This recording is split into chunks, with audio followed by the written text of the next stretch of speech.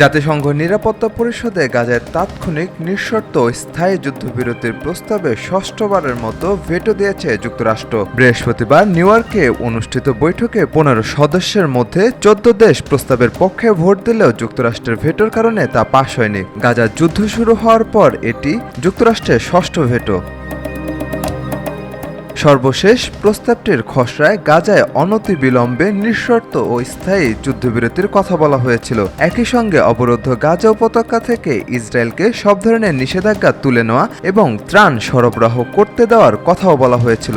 এর বিপরীতে খসড়া প্রস্তাবটিতে গাজায় জিম্মি অবস্থায় থাকা ইসরায়েলিদের অবিলম্বে সম্মানজনক মুক্তির শর্তও ছিল। ওয়াশিংটনের এমন পদক্ষেপে হামাস তীব্র নিন্দা জানিয়েছে এবং একে গণহত্যা অপরাধের সঙ্গে সুস্পষ্টভাবে জড়িত থাকা বলে চিহ্নিত করেছে।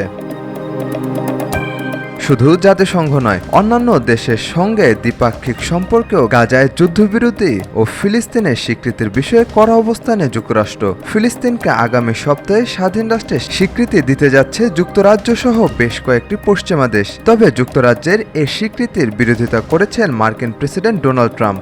18 সেপ্টেম্বর ব্রিটিশ প্রধানমন্ত্রী কিয়ার স্টারমার্কের সঙ্গে বৈঠক করেন ট্রাম্প। এরপর দুজন একসঙ্গে সংবাদ সম্মেলনে আসেন। ওই সময় ট্রাম্পকে ফিলিস্তিনের রাষ্ট্রের স্বীকৃতির ব্যাপারে প্রশ্ন করেন এক সাংবাদিক। জবাবে ট্রাম্প সরাসরি বলেন, ফিলিস্তিন ইস্যুতে স্টারমারের সিদ্ধান্তের সাথে তিনি মোটেও একমত নন।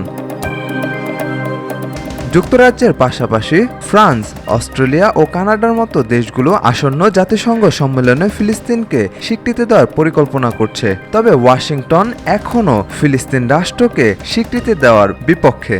ফলে যুক্তরাজ্যে গিয়ে ট্রাম্প সরাসরি বিরোধিতা করায় ফিলিস্তিন রাষ্ট্রের স্বীকৃতি বাস্তবায়নে ইউরোপের দেশগুলো কতটা সাহস দেখাবে সেটি এখন দেখার বিষয়।